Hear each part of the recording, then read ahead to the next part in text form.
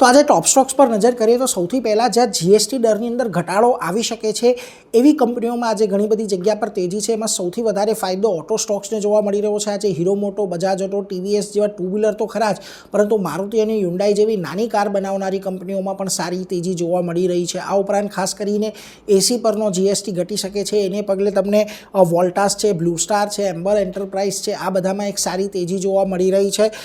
FMCG કંપનીઓ Nestle, HUL, Dabur જેવીમાં કંપનીઓમાં આજે તેજી છે, કારણ કે ઘણા બધા પ્રોડક્ટ જે 12% પર છે 5% પર આવી શકે છે.